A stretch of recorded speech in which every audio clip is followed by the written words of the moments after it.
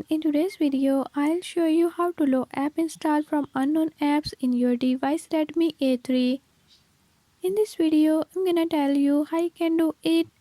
Before move to the video, if you are new to my channel, don't forget to subscribe and hit the bell icon. Watch complete video and learn how you can do it. Let's watch the video.